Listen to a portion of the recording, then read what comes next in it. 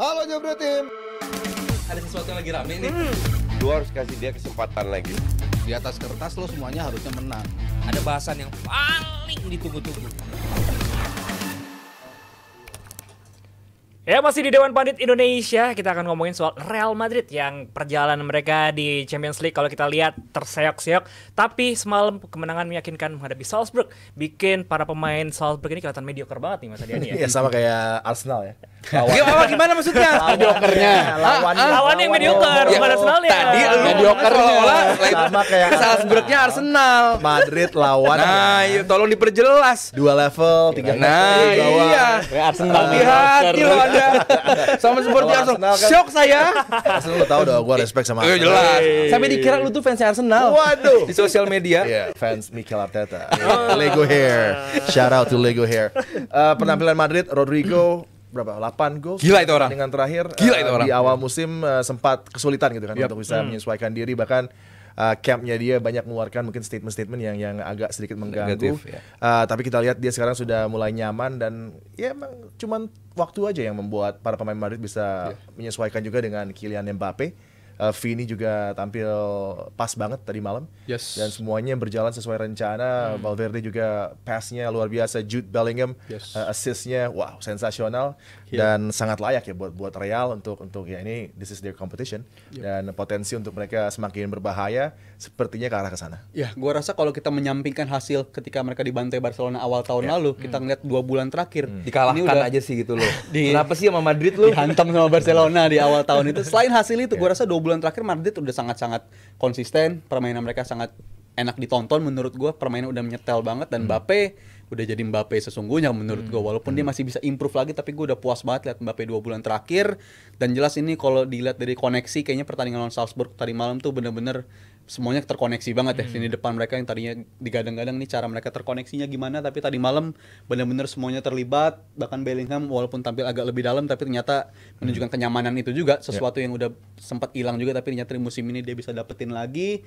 Dan jujur gue puas banget sama penampilan Madrid semalam, begitu dominan. Dan ya bener, kita nggak akan pernah bisa nyoret Madrid kalau di kompetisinya kayak begini nih, karena ini kompetisinya dia. Dan ini menurut gue udah Madrid dalam wajah mereka 2 bulan terakhir, dan gue nggak heran kalau sampai akhir musim mereka tetap jadi favorit di UCL dan juga di Liga sih pastinya. Kalau gue sih lebih ke udah saatnya Rodrigo ini diberikan porsi yang lebih besar perhatiannya. Madrid ternyata bukan soal Vini, bukan soal Mbappe, tapi ternyata pemain yang buat gue sekarang paling konsisten adalah Rodrigo. Dimainkan dimanapun efektif terus, bagus terus. Jadi bukan lagi soal di mana Mbappe dimainkan, gimana Vini kalau main. Ini sekarang lu bayangkan dengan Vini segala macam hiruk pikuknya, Mbappe dengan gajinya atau segala macam ekstravaganza di belakangnya. Tapi ada pemain muda ini yang tentu masih nyari jam terbang juga. Rodrigo kan masih muda juga, masih nyari Relatif jam terbang. muda. Masih relatif muda, tapi konsisten banget. Semalam 2 gol yang luar biasa, gol sangat penting. Tapi sama seperti Arsenal tadi juga, gue nggak pengen menilai pertandingan Madrid saat menghadapi Salzburg. Salzburg ini nggak tahu peringkat berapa sih, peringkat bawah kayaknya deh. Bawah dah. Ya kan? Bawah dia. Pecat Dia pelatih juga kan? struggling ya, Salzburg, sama kayak Young Boys 34. ya. Iya, 34 dari 36. Dari 36. udah pecat pelatih lagi. Nah itu dia, makanya kan lihat tuh. Emang jelek banget Salzburg, berarti ya bukan tim yang levelnya Madrid dan layak kita perbincangkan kalau Madrid bisa sampai menang 5-1. Cuman ya ini kemenangan yang penting buat Madrid, kemenangan yang menaikkan moral, menaikkan kepercayaan diri. Tentu sekarang punya klasmen kan Madrid di La Liga gara-gara nyaman Atletico lah ya. kemarin Iya, pleset. nyaman. Artinya bahwa ya ini bakal menjadi hal yang luar biasa bagi Madrid. Apakah bisa konsisten? Gua nggak yakin. Nggak yakin. Gua nggak yakin apakah bisa konsisten, bisa bermain seperti semalam gitu. Karena kalau kita based on pertandingan semalam, wah kayaknya nggak ada yang perlu diperbaikin deh. Udah sempurna banget. Jadi Aldi udah menjelaskan per pemain tuh udah bagus banget, free banget. Bellingham juga nampak nyaman banget. Tapi kan ini nggak selalu ditunjukkan sama tim Ancelotti gitu. Jadi buat gua ya ini kemenangan yang penting, bisa mengatrol poin di tabel klasemen di Liga Champions. Gua harap bisa demikian, bisa lanjut bagus karena nggak akan seru di Liga Champions knockout tanpa kehadiran seperti tim Madrid. Dan kalau untuk Rodrigo sendiri ya, dia 8 gol dari 10 game terakhir, menunjukkan nih performa dia improve banget dalam 2 bulan terakhir. Dan kalau gue throwback ke musim lalu pun dia juga begitu gitu. performa terbaik dia di musim lalu justru ketika lini depannya pada cedera musim lalu. Ketika si Vinicius absen, dia bisa ngisi kekosongan. Dan di musim ini Vinicius juga sempat cedera kan dia di periode akhir tahun kemarin, dan ternyata dia bisa ngejawab itu. Dan ini pemain yang bisa dikatakan walaupun paling dikorbankan rasanya ketika ada Mbappe, tapi dia main di manapun dia bakal perform, bakal ngasih yang terbaik, dan gue rasa ini pemain yang bakal valuable banget sih bagi Ancelotti karena dimanapun dia nyaman dan bisa perform kayak begini. Yang sedikit gue sayangkan adalah sama seperti PSG.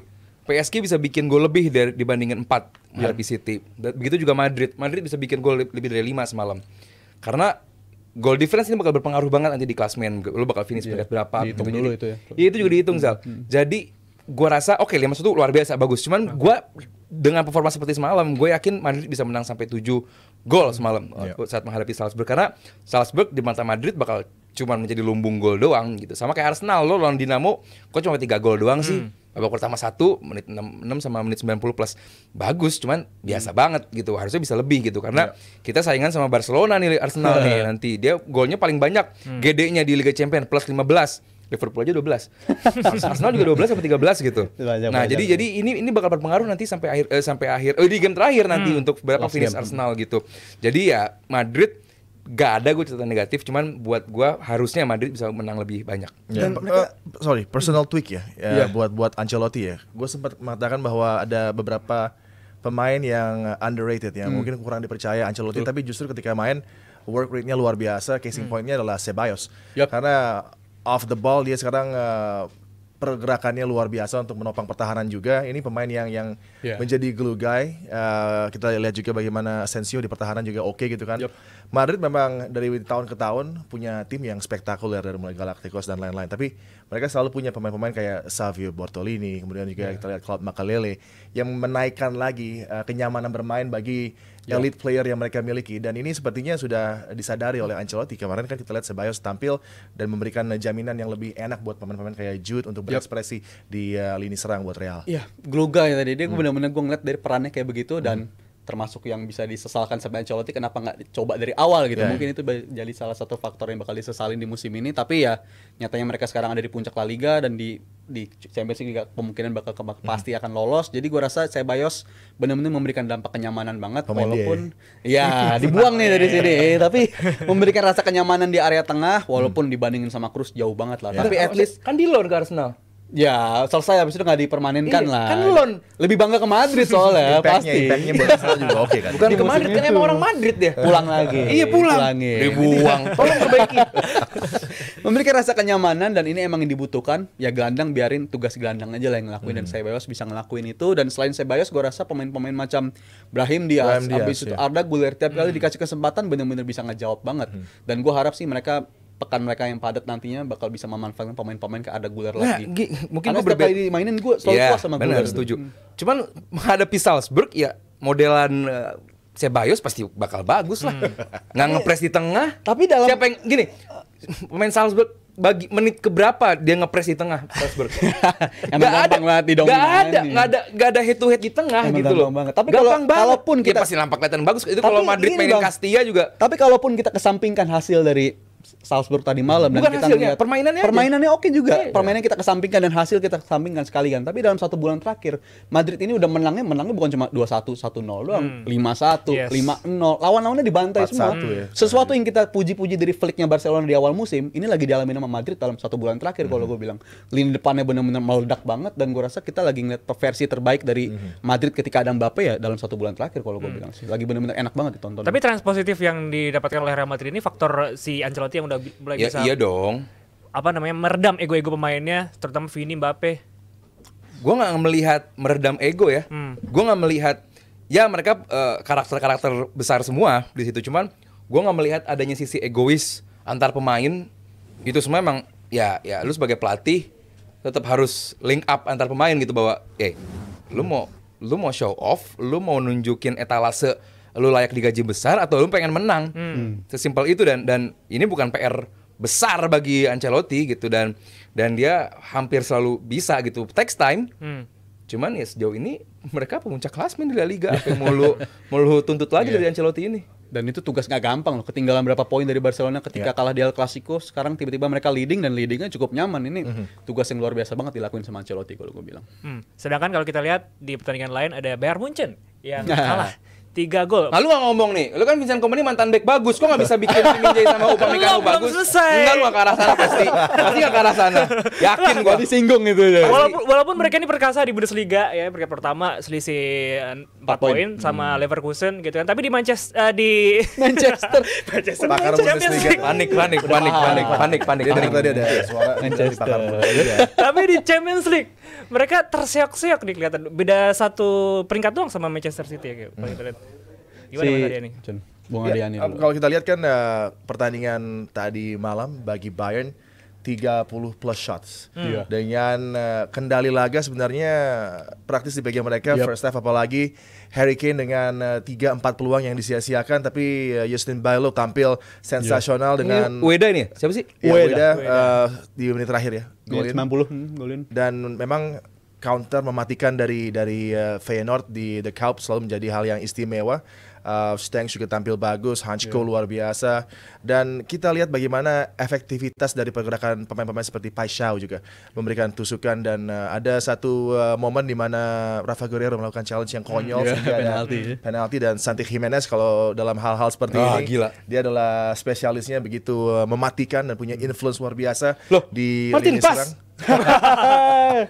Jadi semuanya berujung menjadi malapetaka ya bagi Bayern kemarin, karena tidak berakhir dengan apa yang diharapkan oleh Vincent Kompany dan para penggemar dari FC Bayern. Ya, betul banget. Dan Bayern ketika kalah ketiga ya di Champions League musim ini, dan tiap kali mereka kalah selalu kebantai gue rasa. Mereka kebantai di Barcelona 4-0, kebantai lagi di match ini 3-0, dan mereka kalau kalah emang lagi kayak begitu, dan emang naik turunnya cukup drastis sih ya. Karena dari backline yang tadi malam kayak expose banget lewat bola-bola long ball Feyenoord, itu yang mereka lakuin juga ke City kan dari Feyenoord, cara golnya seperti ini. Dan Bayern Munchen ini backline-nya padahal backline yang sama ketika mereka nganterin 7 clean sheet beruntun di semua kompetisi. Backline-nya sama, Kim Min-jae dan berarti nggak jelek dong, Upamecano. Tapi setelah itu sebelumnya kan kalah 3-2 sama menang Wolfsburg 3-2. sempat. Habis itu kan kalau nggak 0 ya kalah bulan 1. Begitu terus trennya tuh mereka selalu begitu. Mereka naik bareng-bareng, abis itu turunnya juga deep formnya begini juga. Jadi gue rasa dari partnership ini bener-bener naik turun banget di musim ini. Dan tapi kalau match tadi malam lebih ke arah fullbacknya yang juga keganti sih ya. Alphonso Davies nggak bisa melanjutkan pertandingan. Kim Min-jae juga ngaco. Kim Min-jae ada bagusnya, tapi tadi malam emang Tadi malam aja bahasnya. Mereka nggak bisa bertahan, udah gitu aja. Alphonso Davies hilang bener-bener. Guerreiro tadi yang ngasih blunder malah. Jadi pergantian pemain itu. Lu paham juga lo sekarang lo ya, lawas itu. Rest in peace, Latino Heat. Latino. Iya, kalau semalam sih ya Bayern menguasai jalannya laga, melakukan 30 shot, harusnya bagus. Harusnya bukan hal yang bermasalah. Cuman semalam jelas organisasi pertahanan doang lah. Kim Min-jae, Upamecano itu nggak bisa bertahan semalam ya. Itu bukan seperti dua pemain yang banyak pengalaman gitu. Kelihatan banget panik, melakukan error. Eddie Guerrero. Bawa kan jadi ya. Guerrero juga ngaco, artinya Chris bahwa Benoit. iya. Rest in peace. Artinya ya semalam laga yang ya Feyenoord kan juga oke lah di kandang gitu kan, bukan City juga, imbang lawan City juga kan. Iya gitu, bukan yang hancur banget, cuman ya semalam gua nggak begitu panik sih lihat Bayern. Gua nggak begitu kalah 3-0. Lo nggak panik lihat finishing dari Harry Kane yang off banget, terus Jamal Musiala di depan gawang juga headernya mudah untuk bisa diblok oleh Bijlow. Itu kan sebenarnya warning sign ya, karena kalau gue lihat Coman sama Olise sudah memberikan pergerakan yang tepat dan bola-bolanya semua sebenarnya bagus gitu kan. Dengan chance yang ada sebenarnya sudah cukup buat Bayern untuk bisa unggul. Bedanya kan semalam itu bukan Leroy Sané tapi si siapa namanya Coman yang main kan. Beda banget sisi kirinya tanpa itu, dan harusnya kan Musiala juga cukup buat menjebol gawang Feyenoord, harusnya Harry Kane juga cukup. Cuman ya gua melihat ini hanya off day. Gue nggak begitu, wah ini seperti City ya. Kalau City gue ini sinyal bahaya sekali. Kalau Bayern gue sih nggak begitu melihat ini bahwa sinyal bahaya. Ada yang salah dengan timnya Vincent Kompany. Gue sih cuma melihatnya ini mereka gagap dalam bertahan menghadapi riuh rendah The Kuip yang luar biasa. Kandang dari Feyenoord. Ya, maksudnya Feyenoord bukan tim sembarangan sih gitu. Kalau kecuali lawannya Salzburg, kecuali lawannya cuma Lille, itu baru tuh kalau kalah Dinamo, baru kalau sampai kalah bahaya. Ini bukan tanda masalah serius, gue nggak setuju. Ini hanya Bayern yang hiccup, dan gue sih 100% yakin lolos mereka knockout stage.